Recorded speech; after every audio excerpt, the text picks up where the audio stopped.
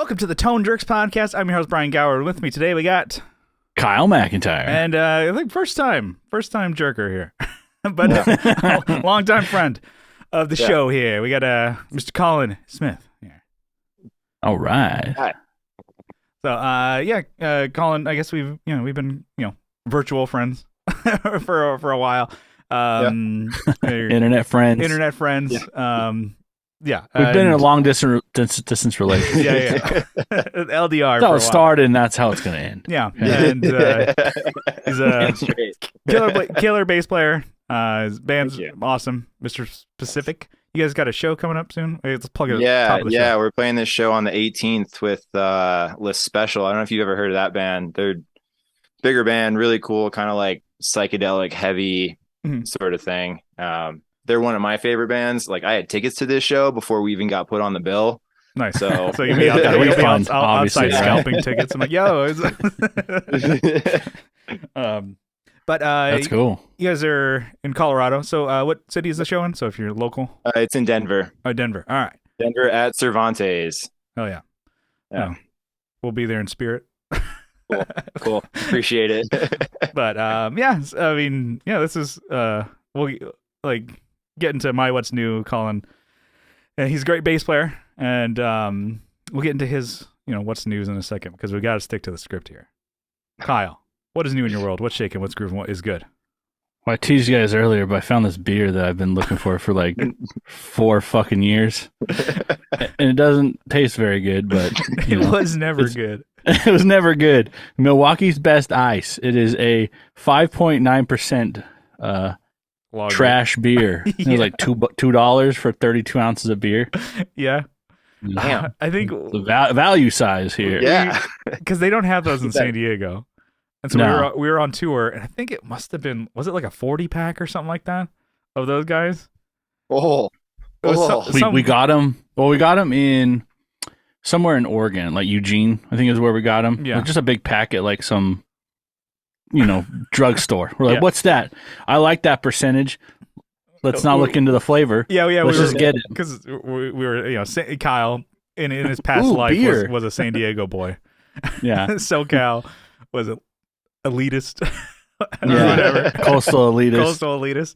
And so all of us were like, we've never had this beer before. Let's get it. And then we saw it's cheap as fuck. I think it was like $12 for like 40 or something like that.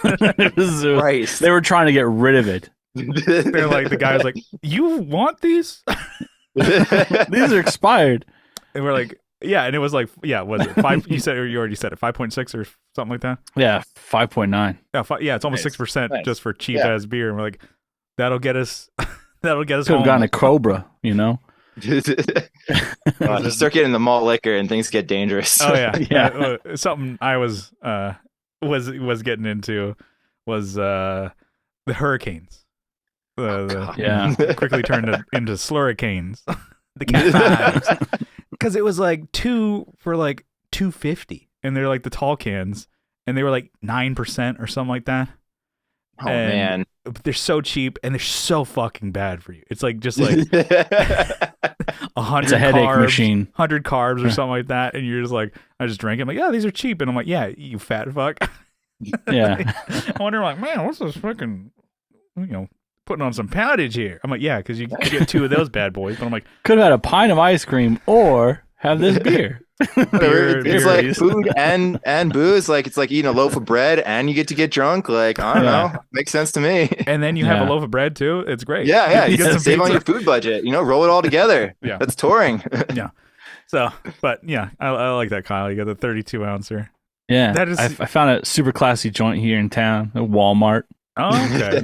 Don't usually go to Walmart. I stick to my HEB. Yeah. And I couldn't. Actually, HEB was closed because of the storm, the ice storm here. Mm-hmm. Everything is.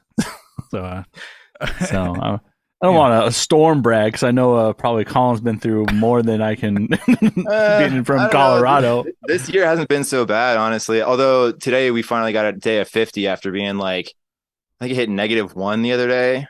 Yeah. That's all right. Excuse me? Yeah. It gets that cold? Yeah. Jesus. It's not even on the. It's technically negative. It doesn't exist, right? Yeah. Yeah, so that brings me to, I've been working from home because everything's just shut down here. Like all the roads are just like caked in ice. Yeah.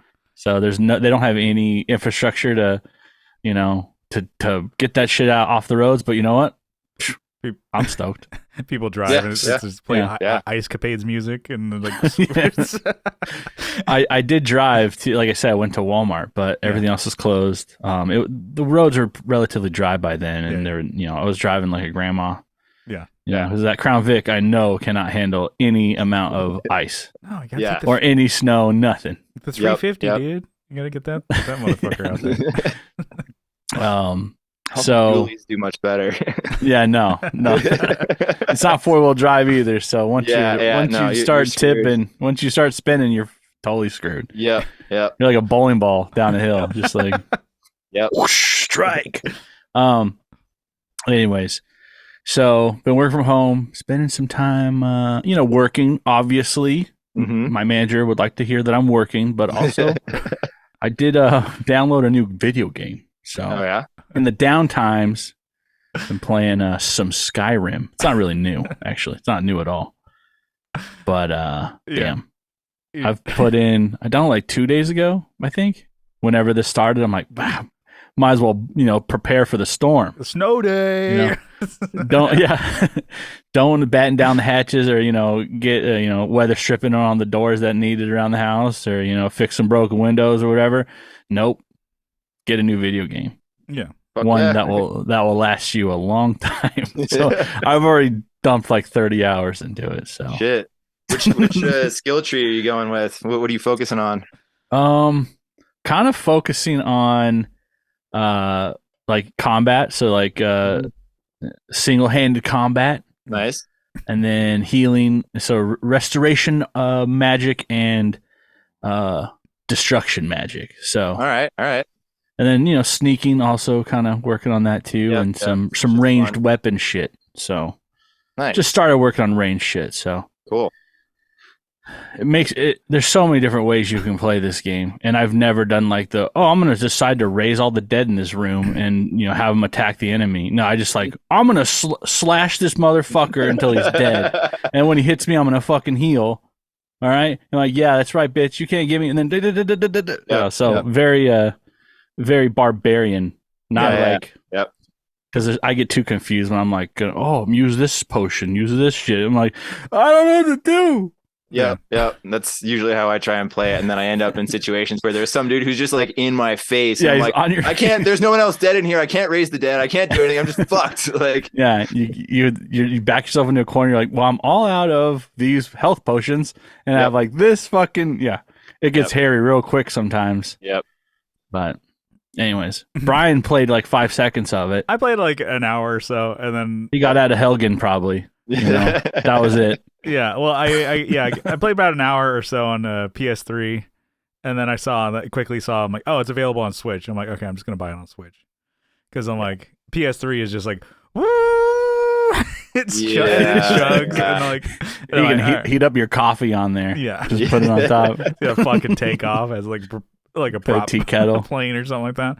Yeah. So I'm like, all right, I'll get back into it. It's totally a game that I could see myself getting into. Of like, oh no, I'll lose fucking out a lot of fucking time in this. It's a good one. It's an older game, and I knew a bunch of people were into it. I even buddy Will Lehue, he was like, oh my god, that game. He's like, I lost like hours. I lost like a good chunk of my life playing that game. Yeah, like, all right, it's a good I wouldn't say time waster, but it's a good time. Definitely keep your ass in that seat for a long time. Yeah. So no, that's cool. You're hunkered down over there. Yeah, playing it safe. So the icicles on everything, so it keeps like melting and then freezing and then melting and freezing. So I have like icicles on my cars, my house, everything. I have like a plant in my backyard. It's a rosemary bush, and it's like solid ice. Cool. It's like you tap it and it's like solid. It feels like it's made of ceramic. It's super cool. Yeah, it's crazy.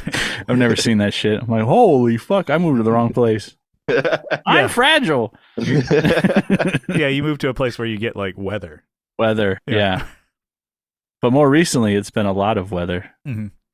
Yeah. But anyways, I guess that's my what's new. Nice. All right, Colin. So start from day one. All your what's news up until now. When you were born. No, I'm just kidding. So I was born in New Social Jersey. security number, credit card number, list of fears. Do you want the CCV too, or do you not need that? No, we need our fact checkers are gonna follow up on this. All right, cool. But I guess like I had mentioned, Colin's bass player. He's kick-ass band. Check him out again, Mr. Specific. Yep. Get him out. Anything I guess new recently? I gotta, let's see. I kind of fucked up one of my fingers a little bit because my pedal board is like 50, 60 pounds or some shit like that. Oh, fuck. And so I'm carrying it, up and down stairs and stuff like that. And I realized the like pulley tendon down here is like getting inflamed and stuff. I'm like, so I'm trying to break that up into 2 separate boards. Okay. Other than that, I got the what's it called? The weapons of mass destruction, the WMD pedals, the Geiger counter, the like little mini civilian issue one. That thing is fucking awesome.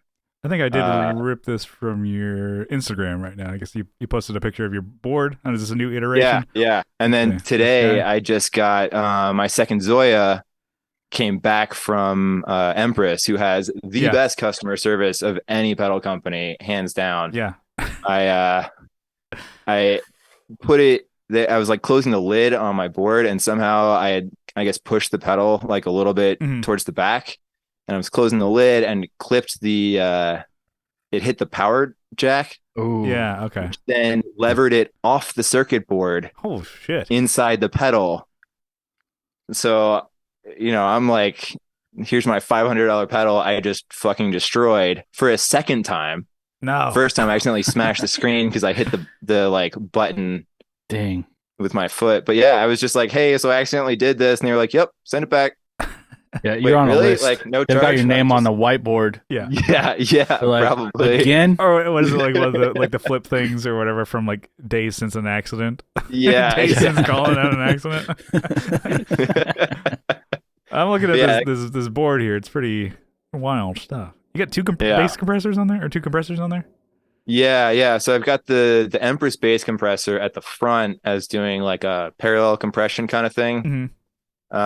And that's also really nice because if I want to switch basses and they have different outputs, I can adjust the output on that so they all hit the rest of the board the same. Mm-hmm. Nice. And then at the end, I have that Boss comp, which is awesome. Both of those compressors are super, super clean. That's why I use them. I'm not looking for any like grit or tone out of the compressor. Like I've got enough cool shit on here that makes great tones. I don't want my compressor to be messing with that at all. I just want straight, clean, just make it even. Mm-hmm. So yeah, 2 compressors there. The real fancy deal is the big blender at the bottom there. Gotcha.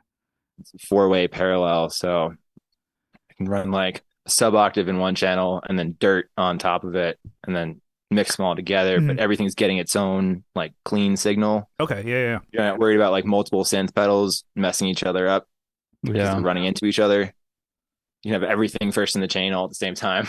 Okay, yeah. I was gonna ask, are you only running like one signal out, right? Like to an amp or to front of house? One signal in, one signal out, but it splits into 4 right after the tuner. Shit. Damn. That's like, I know, like even signal, you can do that shit in routing, in the digital domain as far as like a fractal or even in plugins and shit like that.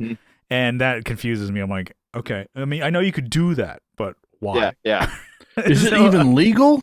Yeah, I guess at that point you're kind of affecting the signal in like what, up to 4 different ways, and you're blending them together to be one. Okay. Yep. And then when you record, you're using a board like this too, just into an amp, or? Yep, I just DI out of my head. Okay. My head is also super, super clean. I'm running the Quilter bass block. Okay. It's basically a fancy compressor and an 800 watt power amp. So yeah, so you're getting all your tone kind of like from your board and your bass. Yeah. Damn. And then as far as basses go, you mentioned that you kind of have a couple different ones that are different EQs, or what are you using the most there? Mostly I play the half fretless. It's like, excuse me. Yeah. So it's half fretless where like it's Ibanez, right? No. It's Class, CLAAS. It's this German guy he went out of business over the pandemic. He had just gotten into Tomans or whatever it is, the like European Sweetwater thing. Yeah. So he had just gotten in there because he's from Germany, but then the pandemic had basically shut him down. He had to like let all his employees go, couldn't keep up with anything. Damn. So the company's closed now, but I was lucky enough to get one that was like, it was an early one of his that he had brought to NAMM one year. And some guy who had been in like some kind of motorcycle accident or something and couldn't play anymore was selling it on Reverb. And I had just gotten a raise and was like, you know what, I'm going to treat myself. At the time, it was like the most expensive thing I had ever bought musically, and was like super nervous about it. And so it shows up with a cracked neck. Oh shit. Fuck. In the, like right where the truss rod goes through, it's headless. So like the truss rod comes through at the top, and it's just like, there's this split on the back where it's just like falling apart, but it sounds fucking awesome. So I recorded like half of our first album on it with the broken neck. Yeah. Shit. And then packaged it up, sent it off to Germany. And while it was there, I had started playing fretless and had this crazy idea and said, hey, do you think you can do this? Because he had to fix the neck anyway. He had put a new one on. And so it's got like, it's fretless from the nut to the 12th. And then the fingerboard dips down. And then you got frets up to the 24. The fuck? The hell? Yeah. You have to send me a picture. I can put it in here. I'm trying to it's really cool. I've never seen anything else like it. I've seen basses where it's split like lengthwise, like hot dog style. So you got like fretless on the top, on the higher strings, and then your bass strings are like all fretted. But yeah, so that's definitely my number one. But I've also got the Ibanez headless with frets, and then I just picked up a short scale Ibanez, the TMB 35. It's like a Talman one, right? Yeah. I think I'm gonna chop the headstock off of that though. It neck dives super hard. Okay, I was gonna ask, what's the appeal to like the headless ones? Is it just your style you've always played, or you always? It's the neck dive. It's honestly the neck dive. It just bugs the shit out of me. Gotcha. Like, I guess like holding the bass up while trying to play, especially if you have to do something fast or tricky, is just, it makes it so much more difficult than it needs to be. And if the bass just sits in like classical guitar position constantly, when you constantly, it just plays easy. Yeah. Right? I don't know. I think I can't relate because I'm mainly just always going do or do. But I mean, even still, like, when you switch chords, like if you're jumping from like the first fret to the fifth fret and doing a string skip or something like that, like because you got to hit some note up there for something, and like you let go for a second to make that jump, and the bass moves on you. Yeah, right. My hand's like a train though. It's like if it goes off the end, it's like song's over. Like you can't. I do that intentionally at the end sometimes though. It's super fun to just like just throw that note away. Yeah. Do you have an issue with I guess more traditional basses, like as far as like a Fender P or jazz bass or something like that the neck dive, or? I mean, a little bit. Like it doesn't sit as nice as a headless. Gotcha. Okay. Headless is always going to sit better. I think it makes a bigger difference on bass than guitar. Yeah. Like just because the length of the neck and the size of the tuners and everything like that. Like I think bass is just neck dive harder. And then you mentioned the number one is fretless, but getting the feeling you're more of a modern bass player, like bass guy, affinity towards those. Do you like the fan frets? Is that something that do you have any basses with those? I almost got that headless Ibanez with fan frets, but because I was playing fretless at the time, I was like, that's going to fuck up my intonation. That's going to make it so much harder if I got like multiple different fingerboards to deal with. Like, yeah, I think like I've played the fan fret type of necks on bass before, and I always thought that was going to fuck me up, but it actually plays. I don't even notice it. Maybe because again, I'm only like doing da da da da da da da da. So I'm like, no, this feels good.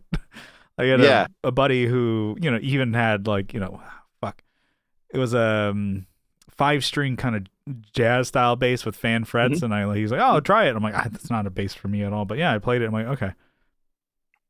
Yeah, fits. And then you repeated it. You started playing Chick Magnet on it. And you're like, this sounds sick. like I'm good. I'm a good bass player, by the way. Yeah, I learned how to play this fan fret bass. Yeah.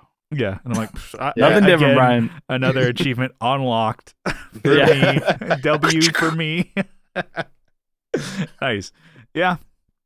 And then I guess for those who haven't heard your band, what kind of style would you say like it is?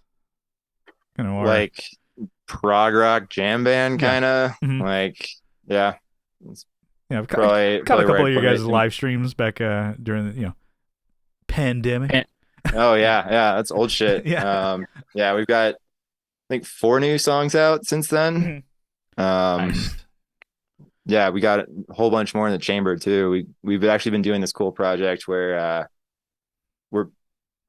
me and the guitarist will write a song, and then we just hire whatever drummer we think would fit the song. Oh, okay. We're kind of like, drummers are kind of a little bit are you trying to say your face is like, well, they're kind of pretty much a name all over the faceless place. So I'm like, hey drummer, I'm like, I have a name,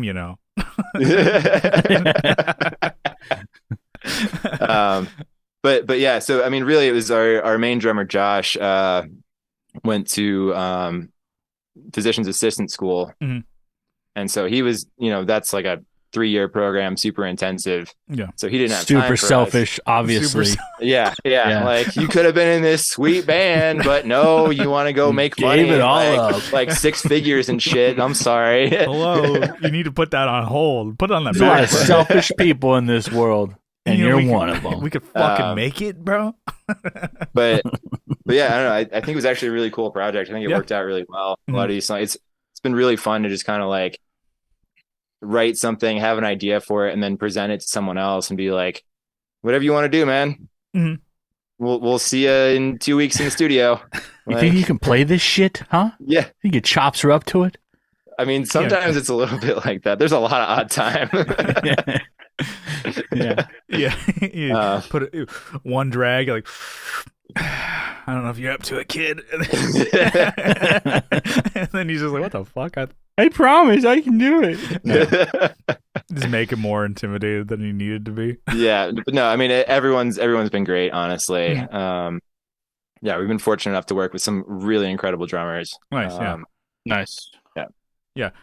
When we, Kyle and I were playing, we'd have drummers like fill in, and towards the end of it, we were playing with, we had guys, Brian, killer drummer, great friend of ours. But if he couldn't make a show, like, oh, we knew somebody else that could fill in. And I'm like, okay, well, some of these songs might be tricky. And then the guy's like, so you stop and then you pick up on the one? Yes. He's like, I think I can remember that. We go. We're off to a great start. All right, Brian, now the chorus, we come in on the and. He's like, okay. You want to write that down? And then he's like, what else? I'm like, that's it with this song. Cool. And if this part, if you could, hit lead on the floor tom, he's like, okay. And what else? Well, because it's bass and drum part, so I think that's cooler if you hit the floor tom because it's do do do do do while he's going do do do do, and he's like, okay. That was the craziest thing that we did in our band. I mean, yeah, but you guys are also playing at like 200 BPM the entire time, which definitely, like, when it's coming at you that fast, it definitely ups the difficulty. The changes are coming up real fast. Kind of like, he's like, I don't give a fuck. Like, we'll look to you for the changes, and every time it's like, Kyle and I both our necks are like, ow, riding a bullet train. No, I think pretty much any pop punk drummer can handle that. Usually they're forte, so yeah, it's like pretty good at it. like, yeah, I've heard fucking Dude Ranch before. I mean, like, still, that style is tough though. Like guys that can do it well, not everybody can do that. Not everybody works for that, and you kind of have to like, I don't know, you got to want it for that. Mm-hmm. Yeah, yeah. A drummer could drag like a pop punk set or whatever. I was like, yeah. Tell me we've had it where it's like, all right, start at the regular BPM, and then it's like drop down. They're like, all right, we're not landing a plane here, dude. We're they pull it back. Yeah, they're like, Jesus Christ! And I'm singing, so I have to match the lyrics now to that tempo. I'm like, but yeah, it doesn't make sense. Now it's like the smooth jazz. That's what we're tuning into now. Smooth pop punk. Yeah. Elevator pop punk. Yeah, that's what it feels like nowadays. Yeah, but when we were on top. Yeah. So, so Colin, he's gonna be part of my what's new, but I want to start off my what's new. So I did see a friend of ours, early guest of the show, Osmo, Captain Osmo. I saw his band group. I feel like I'm lame now. I don't know. It's a group. It's a music act. Osfontaine. He's an artist. Yeah. So at Soda Bar, he fucking killed it. So I think we met Osmo when he was in like a punk rock band back when we were like, I think we were slop rock is what he called it. Yeah. Instead of pop rock, slop punk. And his new project is more. I don't know, Kyle. Is it vaporwave? Is it dance? Yeah, dream pop. I'd say it's like a creamsicle dream pop vaporwave. It's just word salad. And I'm like, oh, any of that work? Yeah, I'd say it's vaporwave. Mm-hmm. Yeah, it's good. But he's turning his live performance into more of a rock show because he's added like a live drummer with acoustic rock drums. Who's also had like the pads that had like, I don't know, 80s electronic sounds on it. Nice. And he has a live yeah, exactly. And then like that those kind of pads and like the was it the heavy gated snare drum? Yeah. And he had those pads, but then he goes into like the rock thing and he's like yeah, so exactly, yeah, like it had a lot of that. It's like you know, I'm like, that sounds fucking sick. Anyways, he was a friend of ours, Danny King. He's a really great drummer in San Diego. He's a bunch of bands. He's even filled in for like Unwritten Law, and then played with New Regime. So like a lot of, you know, he's done a lot of fucking Burning of Rome. So he's done a lot of like big rock bands and stuff like that. So it's kind of cool. Wasn't he like a really big band too at one point? Maybe. Shit. I don't know if it's confirmed, but maybe I'm a dickhead. I don't know. I thought someone said he was playing for Seosin for a a bit. Did he? Or maybe he was filling in. Damn. You know. I don't know. Yeah. I guess if I fact check me. Yeah. What are you gonna do? I'm like, I don't remember. I don't know. But he's really great drummer. He's always known for being like punk and a rock drummer. And then he's filling in, and he's like really leaned into like, all right, well, I'm playing with Osmo. I gotta buy more shit. So he's buying more drum pads and all that stuff like that. And I'm like, that is pretty cool. We'll get to his setup in a second.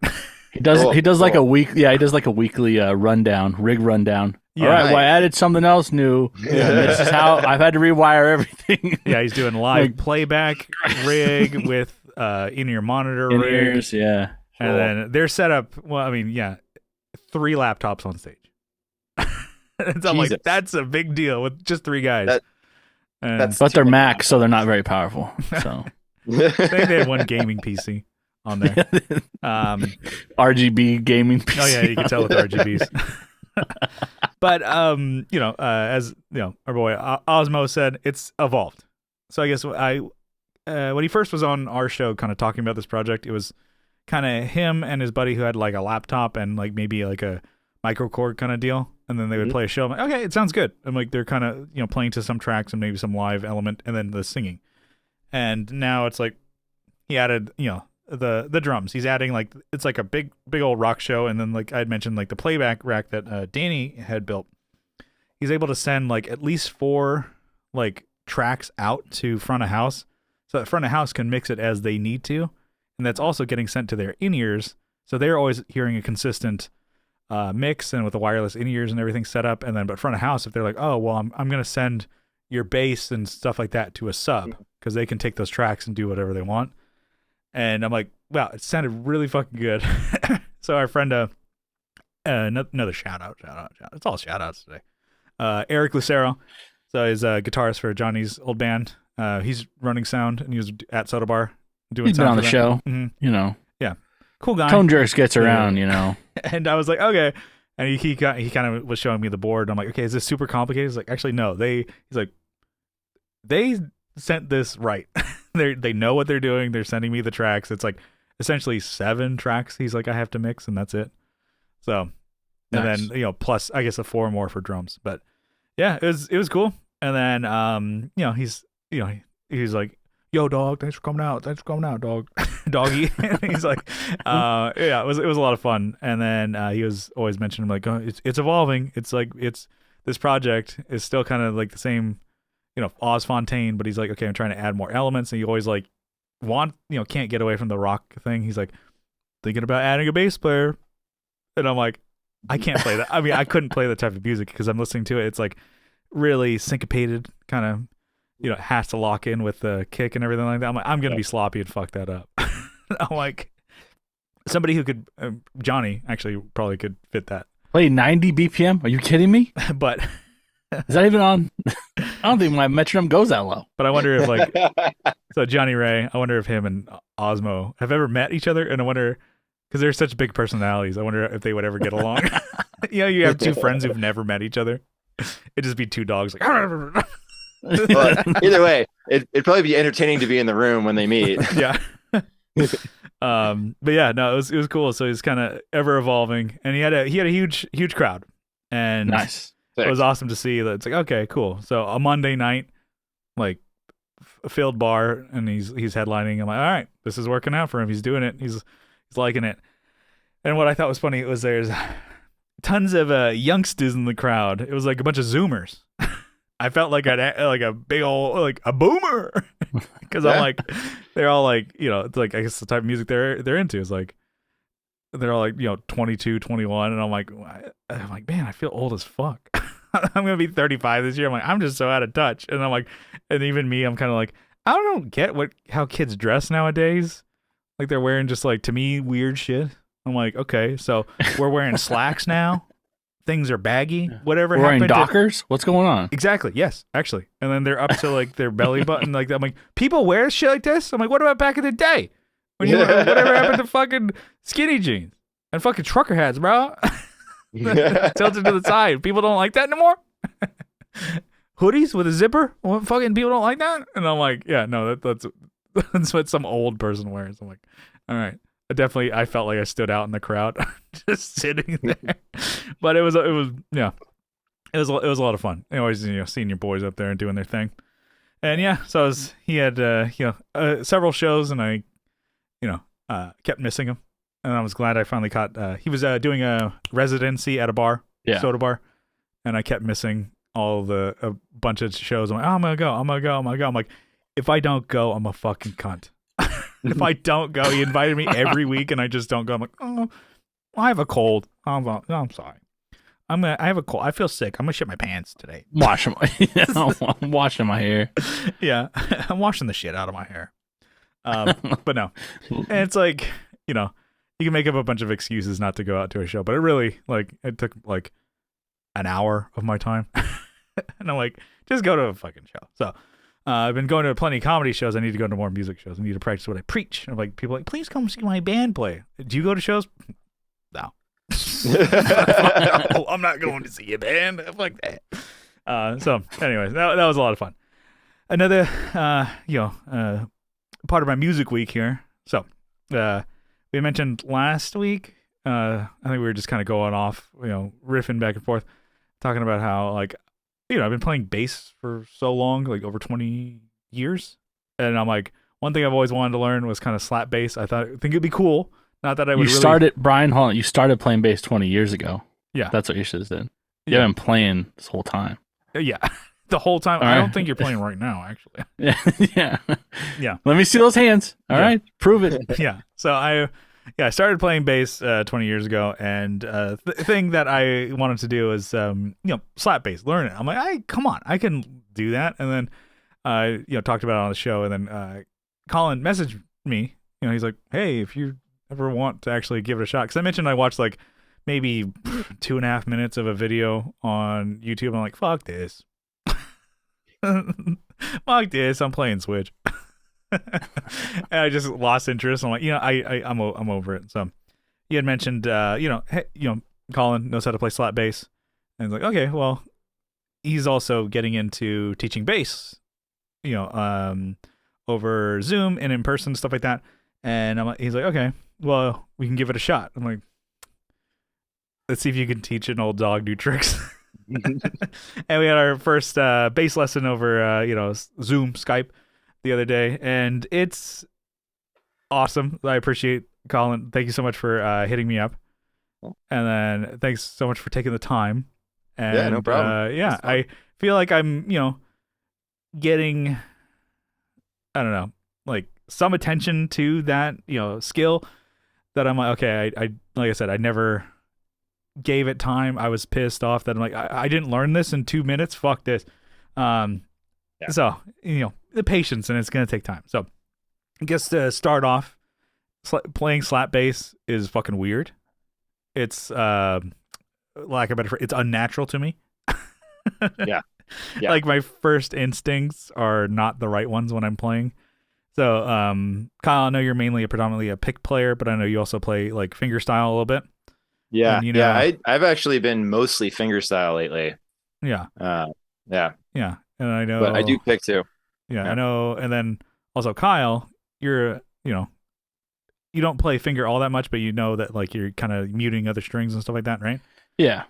Well, that's always my inclination when I'm playing, finger, style. Not that I do it a lot in my band, but I started playing bass with, finger style. Nobody stopped me to like, yeah, because we're adults here, okay? I know. To me, I'm like, yeah, that's a good one, guys. Finger this. Yeah, this. And so to me, I'm like always, just going to mute notes, especially that E string. It's like you don't want it to like linger, or sympathetic notes and stuff like that. And as I'm playing, I'm like, why can't I slap? Because I'm like, my thumb always goes to just touch the string and stop it. And I'm like, so I'll do a slap. Oh, that first one's good. And the next one, or it goes, bonk. Like, because I'm muting it or touching with palm and stuff like that. So essentially, I got to unlearn habits or just unlock different parts of my brain that my hands don't want to do. So another thing, too, it's like almost like checking your ego at the, like I said, I started playing bass 20 years ago. So to me, I'm like, I'm a fucking bass god, right? No. Yeah, I'm a veteran right now. Well, dude. yeah, I kind of have that mindset. I'm like, yeah, of course. Because I'm like, if I'm like, say, filling in for a band or learning a new song, it's usually something in my wheelhouse that I'm capable of doing. It's just learning it. And then this is like, okay, I don't know these techniques at all. It's almost like I felt like I was like a baby, like playing. Or like, was it? Like a puppy. You see them and they kind of just don't know their body and they're just kind of running into shit and bumping into stuff. I'm like, kind of like, I don't know how to stop my hand. I don't know how to play the note. And to me, I'm like, I'm not a shitty bass player. Yeah. In my opinion, I'm like, some people want me in their bands. I'm desired. I'm playing. So, Yeah. But it was fun. Just even over Zoom, Colin, he's encouraging, but it's hard not to, like, for me, like, he'd be like, good job, you got that one right. Some of those are good. Those notes that I'm hitting. All right, like, Flea, slow down. It's like, oh, you're getting That's it. the next lesson. You're going. Oh well, you kind of fell part of there. But it's a lot of fun. So yeah, that's kind of my what's new. So I had the first lesson, and trying to just really get down. I don't know. It's like I you could watch the videos and think what slapping is, and then for me, I'm like, I'm too tight and robotronic in when I'm playing. And then when I think of like when you're playing with a pick, I'm like, oh, I talked about how I just like I hit the bass so hard. Sometimes I'm like I'm not fluid at all. And I'm like, that works out for punk rock when you have just a pick that you're just like bashing the shit out of the string. And then I'm like, yeah, then I can just like hit the shit out of this bass, right? And be really hard. I'm like, yeah, then you're gonna be really slow, and then you can't hit the notes correctly. So trying to relearn things and learn a new skill. We'll see, if I can actually slap bass. So, but so far so good. So essentially, saw a friend play and then getting a lesson in slap bass. Yeah, but that's kind of I guess could maybe spin into a bit of a topic. I know, Colin, you're starting to give lessons, right? And then you're take lessons yourself. You're currently even today taking lessons, so it's like always learning, right? Yep. And then from the other side of things, Kyle, you don't think I'm unteachable. Yeah, I had mentioned that's all my teachers say. I think it's a good thing. I'm like, I think I'm gonna take some. Colin mentioned taking bass lessons, and then Kyle's like, why? And I'm like, well, to learn slap bass. He's like, I think Kyle's hatred for slap bass. He's like, God, stop! Just watch that YouTube dude who does it all the time. Yeah, it's like, get your fill. Like, listen to some Italian dude. Yeah, Italian dude with the gloves. 504, Davey 504. Yeah. Oh, that guy. Yeah. Just watch a couple of those. You'll get the hang of it. Like, or just watch those videos. You have your fill, and you're like, I'm done with slap today. I'm full. Yeah. I had half a slap yesterday. I'm good. Half a slap. I don't know. I don't take. I guess except for just this past week. I don't take any lessons, but I don't see the downside of it. I know I had like friends who were like still playing and they're like, way better guitarists than me. I'm like, oh, still taking guitar lessons. I'm like, what the fuck? I think when we were in high school, there was like this guy who was like we recorded our demo at his garage, and he was a really good like metal bass metal guitarist, and he kind of had like, some of my influences are Eddie Van Halen. He could like shred, and I'm like, dude, you're crazy. He's like, oh, I take guitar lessons. I'm like, what? It blew our minds. Like, you're already the best guitarist I've ever seen. You can always learn something more. And that's how he got there. Yeah. I guess so. Colin, have you always taken lessons, or you? No. I took guitar lessons in like high school for a while, and then I kind of dropped off with that and started switching to bass. But yeah, I had met my current teacher because he plays in this other band. He plays in this band called Consider the Source, which is crazy, super fast prog rock, like slapping, tapping. The guitarist plays a double neck guitar. One of them is fretless and has 3 giant pedal boards, like Pedal Train Pro with shit hanging off of it, wires everywhere. Like, Suit me up, I'm going in. Yeah. So this band is absolutely crazy. But I had seen them a few times and just kind of talked to my teacher John, the bass player, a few times after shows, and just kind of like, because he was absolutely the craziest player I had ever seen, like by a huge margin. Just like, what the fuck? How do you do that? I've never seen anything like that before. Like, I haven't even seen that on YouTube. How are you doing this? But yeah, after like a couple times of talking to him, and he actually offered to give me lessons on more than one occasion, but I was too like chicken shit and like whatever to actually take him up on it. But finally I did, and just started, I always felt I was kind of intimidated because he was so good. I was like, I'll just be wasting his time. There's no way, blah, blah. And it was the best thing I've ever done for my playing, honestly. Gotcha. Did you, I guess for bass, did you take lessons, or were you self-taught? Could you say self-taught on bass completely? I started on guitar and just I actually started getting into EDM, and then found bass kind of through that, which is probably also very telling on why my pedal selection looks like it is. Yeah. But yeah. And I mean, he's been great for my playing, but it's not just really my playing. It's really just musicianship as a whole, honestly. Like timing drills, ear training, all these little things where it's like, I'm saying like, hey, I'm trying to learn this and I can't get it. What am I doing wrong? And he's like, well, actually, we need to take 2 steps back here and let's look at this. Here's this drill you can do for your timing. You need to work on your syncopation a little bit. Just, here's something, put your bass down, and we're not even going to worry about that. He's like, take a knee, Colin. Let me tell you. We're playing mandolin today. Yeah. He's got to break you down to build you up. Yeah, a little bit, but also like when you're broken down, build you up, like kind of just sort of like on a little bit mentorship, a little bit Okay. kind of. I mean, honestly, some of the best lessons I've had, we don't touch a bass or a metronome or anything, and we're just talking about like attitude and like headspace on stage and things like that. Being able to talk to somebody who's been touring for God, I don't know, probably 20 years and has been playing bass since he was like 5. Yeah. His dad's a professional musician. He used to play in his dad's band as a bass player when he was a kid, as like an 8-year-old kid playing in this like bar band because it was like a gimmick. Yeah. And so like he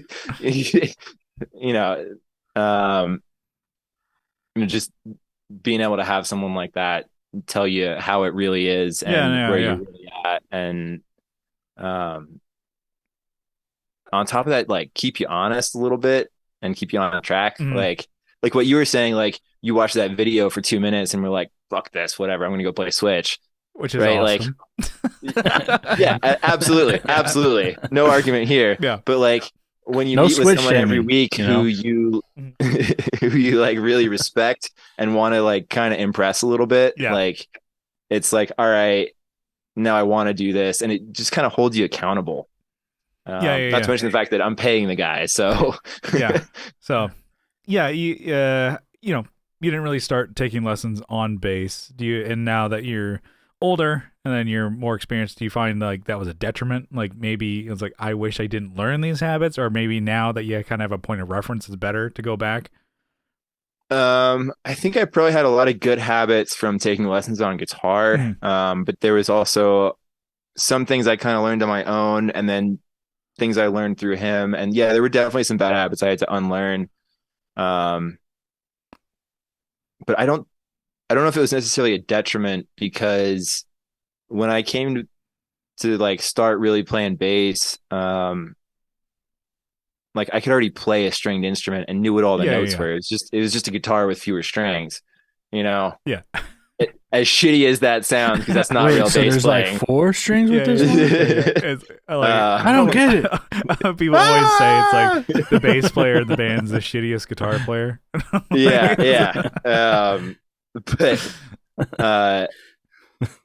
which I respect bass as an instrument, by the way. Now that I'm a bass player. It's fucking pretty important, by the way. But like it allowed me to like fall in love with the instrument kind of, and just realize what I want to do with it, and here's where I want to go with this, and this is why I want to drop guitar and pick up big guitar. Okay, yeah. What made you switch from guitar, taking lessons and doing that, to picking up bass? Because usually most people don't pick up bass by choice. Demoted into the position. Yeah, kind of what I said. I mean, I picked bass first. Actually, I picked drums first, but good choice. Very expensive, very loud, and my parents are like, "Fuck, drums no, didn't want you." No, yeah, and then parents as a teenager, it's like, or as a kid, like 12 years old, it's like, yeah, we're not drums, no. Yeah. Bass, all right. Yeah, we can turn that down. Yeah. No, I mean, like I said, I was getting into like EDM at the time. I was, just gone off to college and was, fucking around. That's what was popular. And I'd listened to like, Crystal Method and stuff like that in high school. So I was into electronic music to start with, and then, dubstep happened and all that, and I was just like, what is this? For better or for worse. No matter what you think about it, I'll admit it. Guilty pleasure or not so guilty pleasure, I was into it. So dubstep's like the emo of the electronic world. Oh, yeah. Yes. It could be. Yes, totally. Always thinking back about like, like how it's. I don't listen to emo. I listen to pop punk. Oh, okay. Yeah, I know. Like, all right, it's a little better. People always go back. I have the emo pictures of when I was like teenager, early 20s. I'm like, oh, dude. Oh yeah. And to me, I'm like, I still think that looks pretty good. I'm like, that's a good look. Like, damn, dude, I used to be on top of it all. Man, that was hot shit. I was a piece of ass, dude. Damn, I need to get back to that. Dude, yeah, Just Uncle Ricoing. Oh you know? yeah, I'd be in my late 30s and just start wearing eyeliner and just straighten bangs and stuff like that. I'm like, dude, I look fucking primo. I mean, honestly, if I still had hair, I'd probably still have emo hair. I used to be able to flat iron my hair over the mountains. Yeah. The reference didn't really work. It just sounded better in my head. Yeah. Back in the day, they didn't have skinny jeans for guys. It was girl jeans. Yep. You Oh, yeah. had to Oh, yeah. wear. Yep. Back in my day, you don't even know what it's like. The I struggle is real. definitely bought girls' pants. Yeah. I'm like, for me, I'm like, oh, thank goodness I have a penis. This works out. Yeah. Finally, shining for me. My time to shine. Yeah. And then I guess on the flip side, Kyle, you kind of never took lessons. I know you're definitely have more of an ear, better for singing and stuff like that than I do for music. Was that for you? You kind of did you ever want to take lessons? Or you're kind of just like, fuck this, I'm on the. It just to me lessons just is like school, and I fucking hate school. Okay, Boom. I get that. Yep, That's fair. That's fair. And not to I'm not trying to diss it, but for me it doesn't work out. I think if I run to a wall, you just like look up something. I'm sure I could benefit still. Yeah. Old dumb fuck like me probably could. But yeah. Yeah. Well, I mean, I guess I would be open to, but normally I'm like, I got this. I'm just gonna suffer in my own fucking bullshit for a long time. About wallow in my own crap. Yeah. For a while. I know. Yeah. I totally get that. And then the idea of like practicing or having like exercises or something to do, it's like it makes it more regimented. And I totally get it. It takes away the. I get it. Opens you to new. Opens you up to new. I wouldn't say schools of thought, but new ways of looking at things. Mm-hmm. I guess learning covers also does something similar where you're like, what the hell? Yeah. You look at what is he playing on that, and you try and learn that finger position or something like, maybe Eddie Van Halen's a good, kind of for guitar at least. Oh yeah, I guess he's a good guitarist. Yeah. What the fuck? He was a good one, I think. I mean, he's one of the. Yeah. I mean, because I can remember the name, he's probably memorable. Yeah. Yeah. No, I'm saying, you listen to a song, you're like, what the fuck did he do all that? Yeah. You really listen to it. You go to like the Tabs River, and like tabs are confusing as fuck. You're like, what the fuck? I don't think they did this. So there are problems with, I guess I'm kind of going off on a tangent here, but it's hard to find your way through a problem still when you're going through on your own. Yeah. But, the old guard, sometimes it's nice to turn to help you through problems, someone who's been there, done that. Mm-hmm. I think it's cool to like fight through that shit yourself. And I think you can learn a lot by doing that. I think one thing I've gotten out of lessons is how to speed that process up a little bit. Yeah. It's kind of like, here's the tools to focus on. Do this. A, B, and C are going to get you there faster. Don't fuck around with E and F. Fuck those. Yeah. Like go back to that if you really need to, but like A, B, and C are your bread and butter. Mm-hmm.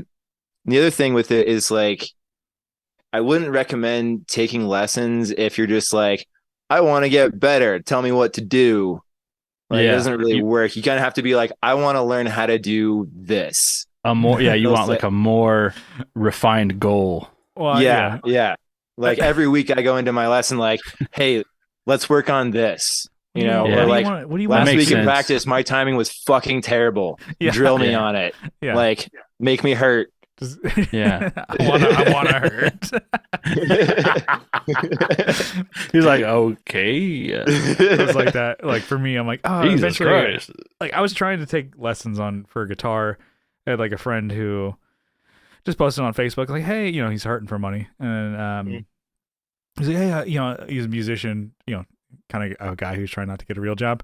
Cool, up for that guy. But he's like, I'll do whatever. I'll 10 bar. I'll do this. I'll teach guitar lessons. I'm like, all right. I'm like, well, I mean, I know you kind of advertise that to like kids and like beginner guitar. I'm like we're friends. We're in gigging bands that are like playing the same places and playing the same shows. I'm like, he's arguably a better guitarist than me.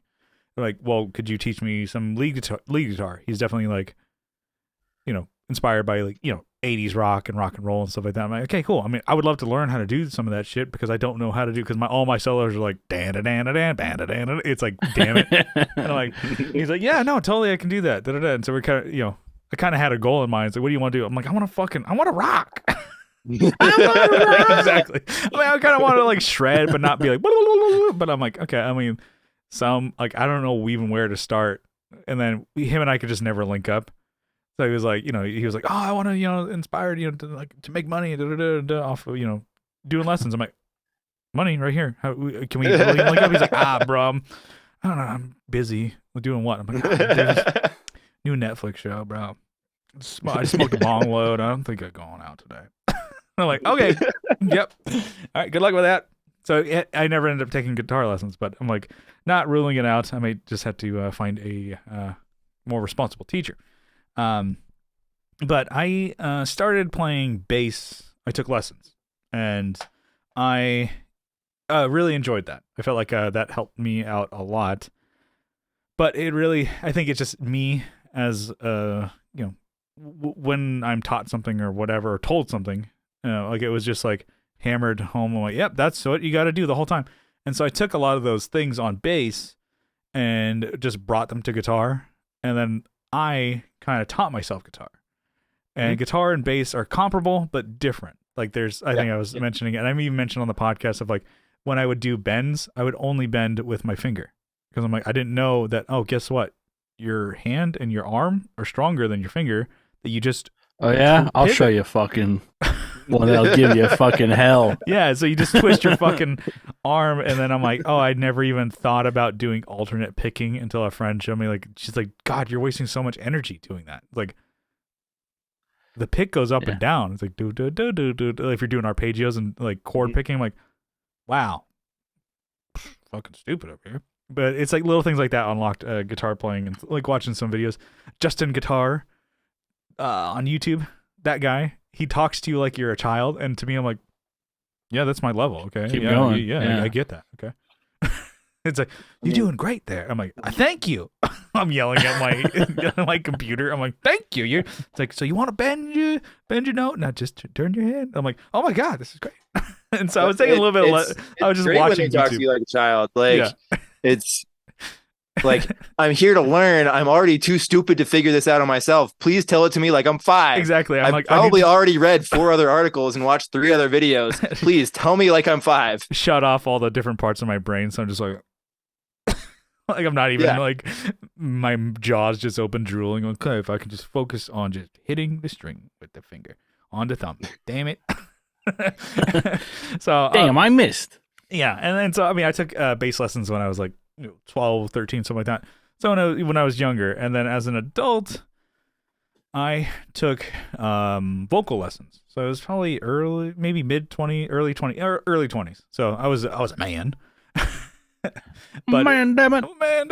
And I totally benefited from that. So I can see, like, I stopped taking bass lessons because like the guy kind of got to a point where he's just, all right, just these practices that I showed you, do that for half an hour. Okay, cool. We just wasted your parents' money. Cool. All right, get out of here. I'm like, all right, I'm not learning anything new. So I took a point where I stopped, and it could have been the bass teacher I had at the time. Kind of taught me, like, here's up and rolling, you're going. He kind of taught me how like bass and guitar work together for him. And boom, boom, boom, boom, boom. Exactly. Boom, yeah, boom. I was walking bass lines, and then how your arpeggios work with the chords, blah blah blah, relative minors and stuff like that when you're playing chords, blah blah blah. Okay, and then I was kind of off to the races, and we're done. And then he was I guess to show kind of what his playing was. He's a older guy, and he was like, picks on bass, never ever. No, you're not a real bass player. Blasphemy. And he's like, no, bass players don't play with picks. I'm like, okay, except for all the classic rock players that played with picks. But yeah. So he's like, no bass player, real bass players play with pick. I'm like, all right. And so I got to a point. I think I did that for maybe a year and a half or 2, maybe, and then I kind of just moved on. And so I stopped taking lessons, and then, like I said, I took I said vocal is what I was going to say. Vocal lessons for singing, and I think that really helped me out because I didn't fucking have a clue. And then my real point of reference was Kyle, because he was a good singer. He's kind of always been a good singer. And I was like, how do you do it? And Kyle's like, fuck, I don't know. And I'm like, shit. Don't ask me. All right, Kyle, you're my best friend, and I need to my confidant. I need to come to you, and I needed advice. Kyle's like, I don't know, just fucking be good, bro. I just go. And like, Is Mariah Carey a freaking line right there? That's all I do. And then we recorded an album, and a friend helped us record it, and he was just kind of like, "You're not hitting these notes, fuck, man." I'm like, okay, well, how can I do that? He's like, I don't know. You're just not doing it. You got to fucking do it better. I'm like, you just got to do it better, dude. Exactly. And I'm like, that's not helping. It's got to be better. No, I don't even know how to fucking make you sing this, dude. I'm like, cool. This is not helping me sing. So I took lessons. I can't make you a better singer. It's like, cool. Okay. Thanks for that one. What can you do? Well, I can push space bar. And save that. We're running out of takes. Yeah. In Pro Tools. Sorry, we got no more pre-roll. Sorry, bro. We got no more tape on here. Anyway, so I took lessons for vocals. I did that for maybe a little over a year, maybe probably about a year and a half. And then that helped me immensely. Kind of helped me literally find my voice. And then I always, to me, I mean, my voice is kind of, I don't know, I guess maybe mid-range. I think it's kind of low. But when I talk, but my voice is comfortable in a higher range. So I could think Kyle and I both have a comparable, like our home range is similar. We're both higher. Kyle I think can go deeper, can go higher than me, but I kind of am just like, I'm right here. She helped me find my voice, and it really, and I couldn't even tell you how. It was really just doing like, she kind of helped me do exercise and stuff like that. And I'm like, I don't even know if I'm hitting these fucking notes. She's like, okay, you're getting there. Kind of similar. Colin is like, you got that one. Okay, you're good. Okay, you're getting there. Da-da-da-da-da. And then she helped me. Thank God you hit one. You got one. Yeah, no. And then oh my God, she's like, okay, do you know it? these notes and your ear training and stuff like that? So she showed me a bunch of different things. And then like, I don't remember what we did. We kind of did this thing where we were doing, this basically scales to a piano. And she's like, okay. And then she's like, your voice is home here. She's like, you probably never knew that you're that high of a singer. I'm like, no, because I was always like, but I'm a man, damn it. My voice, comfortable, higher range. So I do see the benefits of taking lessons. And then at a younger age as a kid, I was like, oh, this is great. And then you get to a point where I'm like, you're not fucking teaching me anything. You're wasting my time. I'm fucking off to the races. I'm gonna go play with the picks. Suck a dick, dude. And then I was done with bass lessons. But I can see the benefit of it, especially. Colin, I think you hit the nail on the head a little bit ago when you said like you can't go into it without a direction. Yeah, like I think I got to the point. I'm like, what do you want to do? I'm taking bass lessons as a kid because I want to learn how to play bass.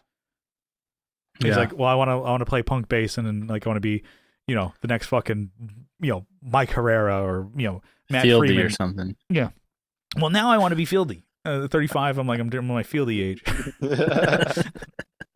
My midlife crisis, I guess. That bag of rocks tone. Mm-hmm. Yeah, I'm like, all right, I'm gonna start, playing, funk bass and just like slapping. Yeah, and then if I do keto long enough, dude, I can fucking play shirtless, bro, and just fucking just be fucking shredded. No, I'm not gonna do that.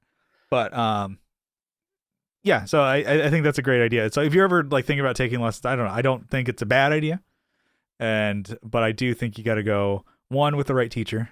Two, with some direction. Like, I think just like a clear goal. Like, for right now, I'm like, oh, Colin and I are kind of going back and forth. I'm like, what's your goal? I'm like, I want to learn how to play slap bass.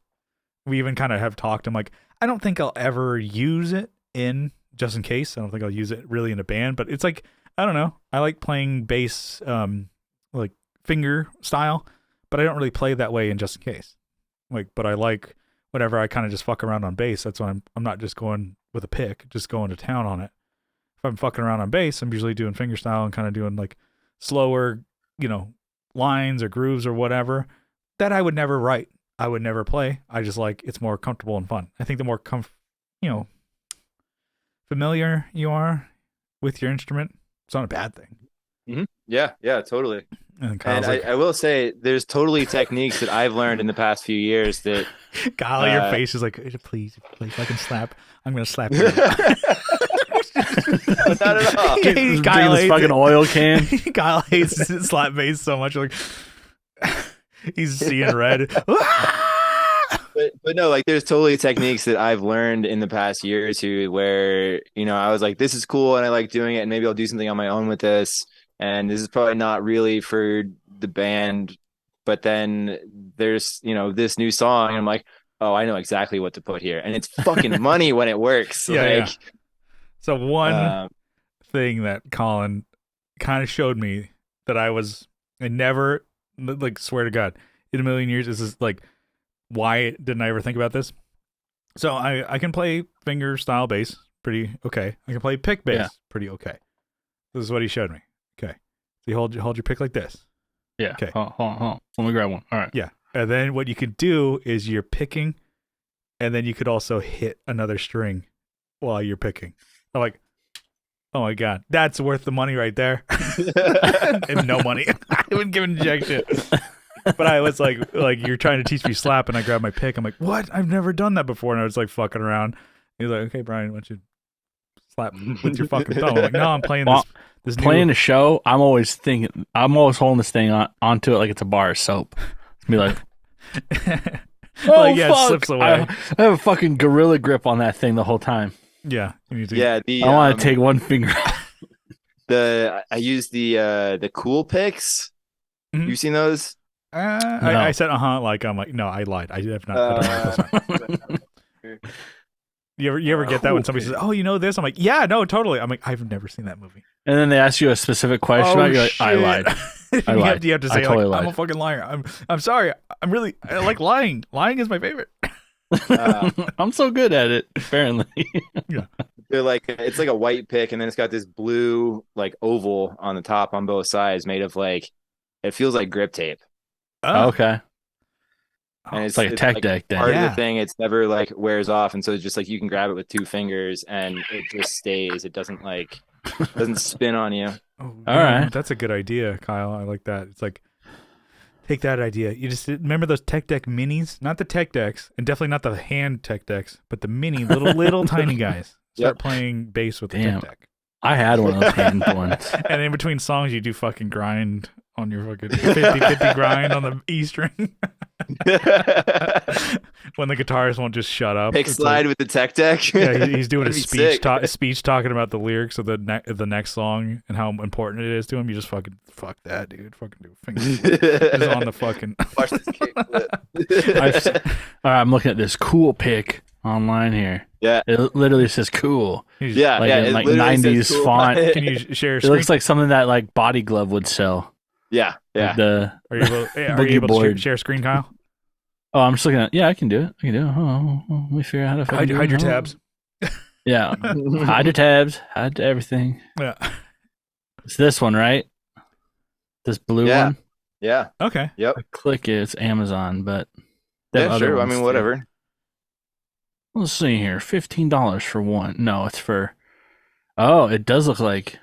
Oh yeah, it totally does look like grip tape. Yeah, they're great. Oh, Kyle, that might be one for you. It should be called Radical instead of Cool. Radical. Someone played you this. Can rip them off and start your own company. Yeah. I think somebody might have just been picking their teeth just with that one. Did a bad Photoshop job to make this vector. The ones that I have do not have a weird fucked up tip like that. I mean, after I've been playing with them for a while, sometimes, but like they don't come out of the box like that. Yeah, you had that just that Amazon page there, and I saw a strap, and my mind's already going. Do you see that Boss is like making like straps now? Oh, like, fuck, I want one. I love everything Boss. But it just says Boss like a million fucking times on this strap. I'm like, who asked for that? Who's on my Instagram? I guess I was about. I didn't, but I'll buy. Okay, are they cool?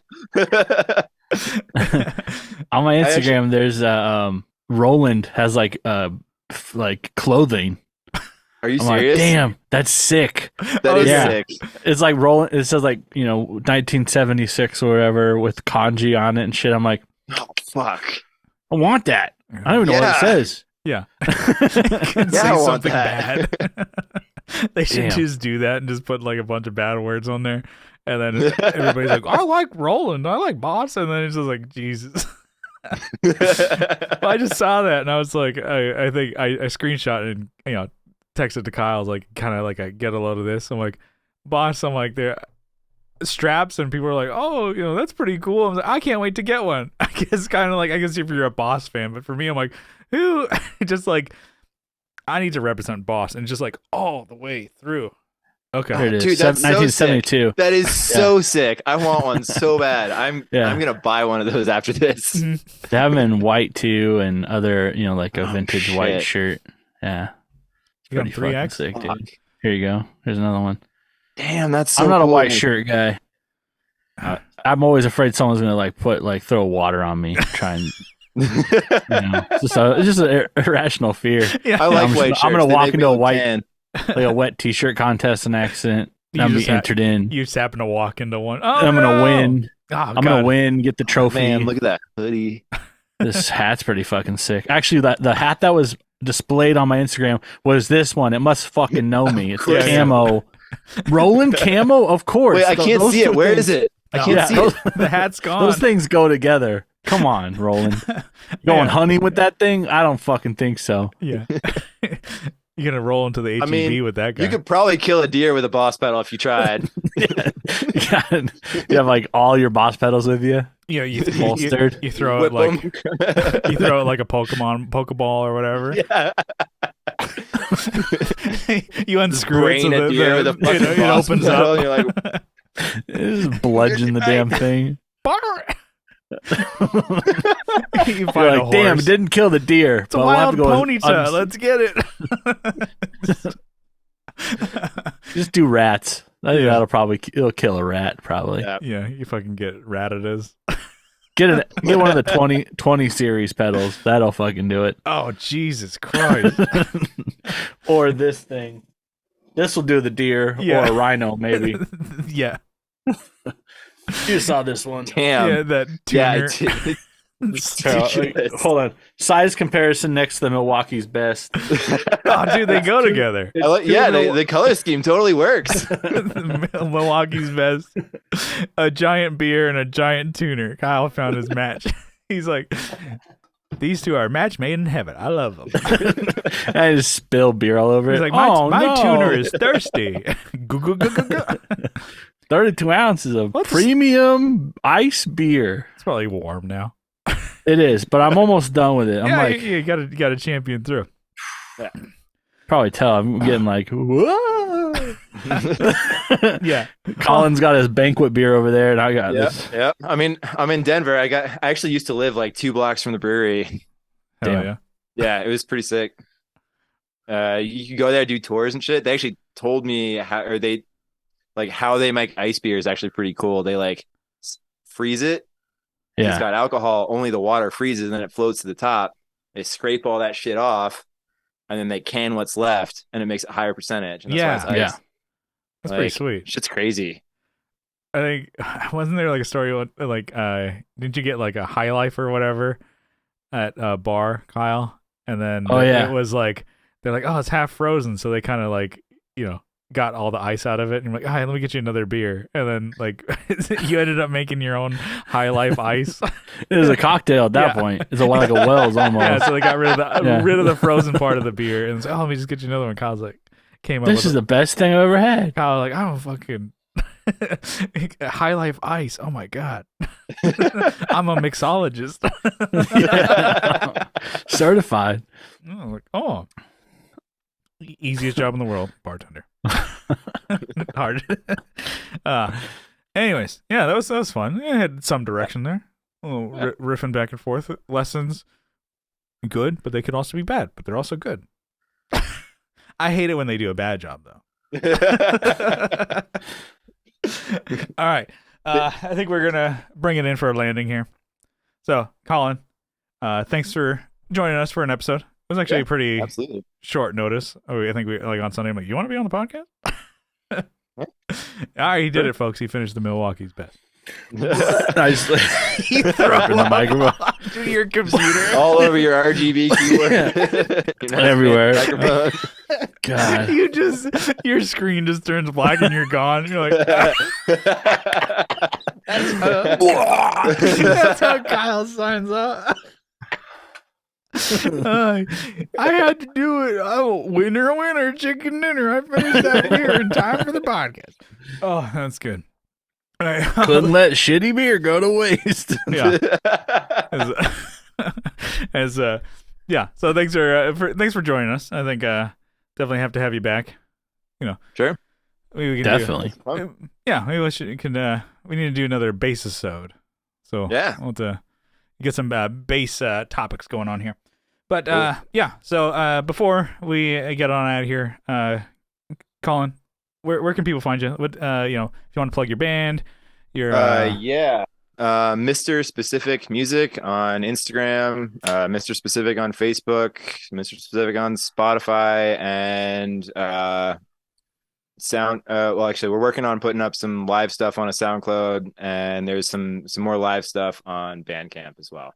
Cool. If you're interested in we're really a live band, so I mean the album stuff is great, but if you kind of want to get more of a taste, the live shit's pretty cool too, in my opinion. Yeah. You're not biased at all. Not at all. Not to toot my own horn or anything. That's where the good shit is. Yeah. Gotta go get your ass. Just go to a show. Yeah. Honestly, February 18th. Yeah. Cervantes, Denver. And, and if you're always thinking about going to a show, it's gonna be a whole night affair. If you want to just go see a specific band or your friend's band or whatever, or a Mr. Specific band. Yeah, Mr. Specific band. It can be less than an hour. Just go, and then find out. A lot of times, if you ask, hey, when are you guys playing? Nobody's gonna be I'm not gonna tell you. It's bro, we fucking play 8:30. Fucking be there at 8. Yeah. 8:30. Yep. We finish here. Fucking please watch us. And so, So go check them out. You're in Denver. The Mile High City, bro. Yeah. So I'll put all the links to the different musics and the different pages down below. Cool. So I guess everyone there is kind of in the Mile High Club, right? Is that kind of how it works? Yeah. Pretty much. Except for incels, I guess, but yeah. Yeah. I mean, sorry, assuming, Kyle. that's what I'm saying. Boom, gotcha. One day. Yeah. You're you know what? That makes me feel sad. You know what? I think I might just fucking jack off. But that's one way to get in the Mile High Club, still, right? Yeah. Just was it ticket number 3? All by myself. Yeah. Oh, that's a shit and a wank. Wait, a shit and a piss and a wank in a tree. That's what number 3 is. Oh, that's what it is. In a tree? Yeah. It rhymes. Yeah, I like that. All right. So, just want to thank you, the listener, for tuning in to the Tone Jerks podcast. If you like what you hear, you can follow along on social media. We have a Facebook group linked in the description. You can search the Tone Jerks. We have a page, like it, I guess. But the group is where it's at. Oh, hell yeah. And then we're on Instagram at the Tone Jerks, posting cool shit on the reg.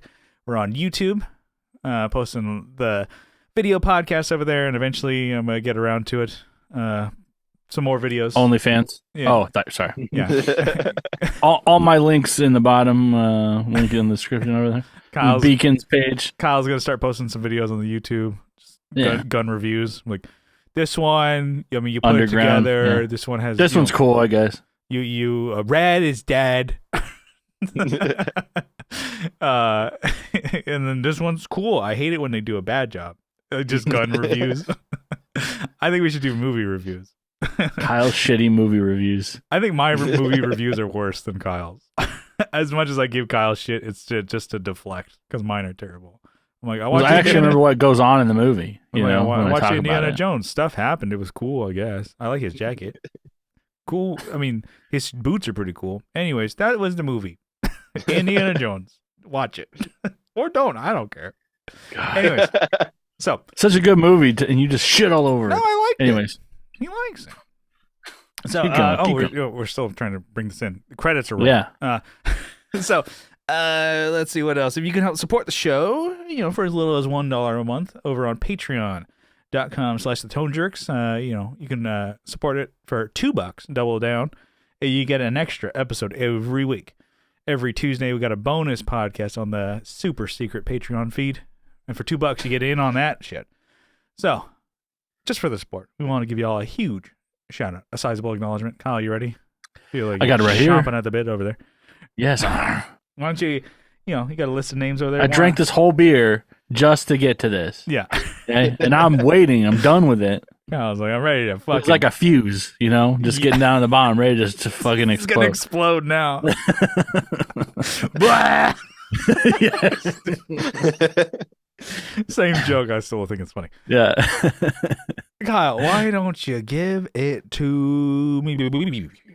I have Andrew Walsh from Andrew's Alcove and the Second Button Podcast. Oh, yeah. I got Abe Newman, Michael Newman, Nicholas Payson, Nicholas Ogburn, Doug King, Doug Chris from 37 Effects, Joe from the Like Mind Network, Will Lehue from the band or the group, he's doing stuff on Energy Weapon. Tony DeGraw from the Signal Path Podcast. Mr. Specific music back here. Start fading and start dancing. Only I shall dance. Cool. They're all doing the Just Surprise Me podcast, Masters of the Cinematic Universe, and Texas State Boggle Champs, Texas Size 10-4. We got RJ Smith from Tally Talks, Jamie Davis from Ohio, I believe. Johnny Ray. Everybody, dude. I know.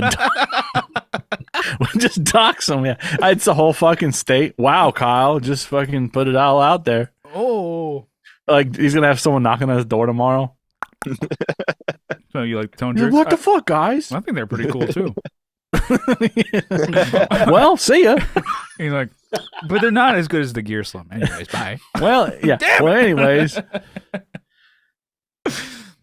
Well, okay. Got me. Johnny Ray, Steve Rao from 60 Cycle Hum, Kevin E. Quits from He Quits Guitars, Cole Schneider from the band Night Tides, playing near you somewhere, probably. Check it out. Yeah, they're going on tour in March? Maybe. Check them out. Yeah, well, definitely. Yeah. We got Alvaro Viramontes, Brian Nutter from Nutter Guitars, Mel Chibson from Chibson Guitars, not actually manufacturing guitars, Sean Arbo. They'll get to it one day. Every other company we list on here actually is a legit company. His is not. He just stole the name from a company. Valor, just stealing Valor. I like that. Sean Arbo from Gun Street Wiring Shop, Sean Fahey from Shadowhounds, Sean Wright from Lollygagger Effects, Juan Ortiz from Tone Hungry Effects, Mike Oxbig, Hugh G-Rection, and Denny Whacked It. Zach Hale, Eric Merrow from YouTube and Instagram, Scott Hamilton from the Effects Loop podcast, Tim Noack from Bardic Audio Devices, Tyler Rhines from Tyler Casey Riffs on Instagram, Matthew Fenslaw, Michael McVeigh, Matthew Davis, Chase Stevens, and Pete from Over There. All right. We did it. That's it, man. All right. Third time was the same joke. I'm like, I know. Yes, I just love at the very end. I just Bellagio puke everywhere. Just like that's right. Probably better for it if you don't like let it go all the way through. just get it all out. Just let the demons out of your nose and just like demons. The demons come out. All right. Thanks again, Colin. Thank you for tuning in. We'll see you next time. Bye.